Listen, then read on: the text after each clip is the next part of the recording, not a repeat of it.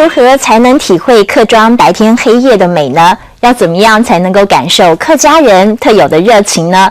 今年11节的感动时刻，我们特别规划了来去客庄住一晚的专题形态，就希望借由客庄走透透，让你自然而然地爱上客家庄。这回我们的镜头呢，来到的是新竹的竹东软桥社区。透过在这一位软桥女婿，他用画笔把整个软桥当中的特色全部彩绘在墙面上。因此，接下来我们就要透过镜头和你一起进入五彩缤纷的客庄世界。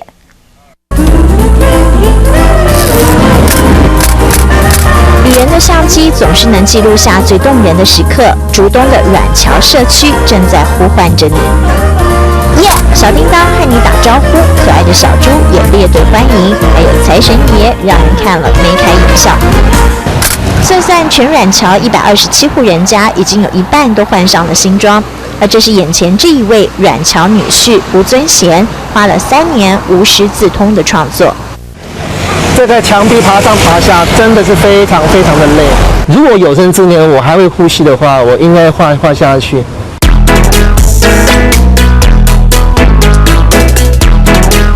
一开始社区老人家不接受，还说他精神有问题。还好画作吸引人，渐渐游客多了，排解老人家的寂寞。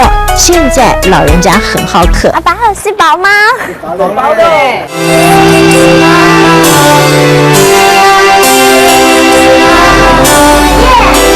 里长也是关键，他一路支持彩绘计划。一直一传十，十传百啊！礼拜天哦，这个整条路都是满满的人。如今缤纷的软桥在网络上发烧，我们也流连忘返，来去客庄住一晚的念头就在软桥实现。老板好，好，欢迎。老板黎大哥退休后着手改建祖母的3合院，经营养生有机客家餐厅，散发客家人的热情，招呼我们一行人晚饭和住宿。都是养生的素材，这是我们自己生产种的，红旗也是自己亲手做。土鸡也是自己放山养的。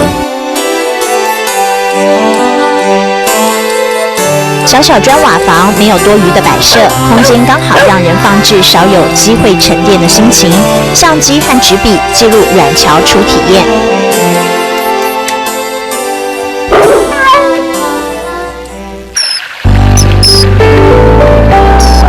一夜宁静后，身心灵仿佛充满能量，整个社区更是活力十足。倒麻薯让人家合力完成，也把你当家人，让你凑一脚。软桥的特别就像是吃进口中的麻薯，值得你细细品味。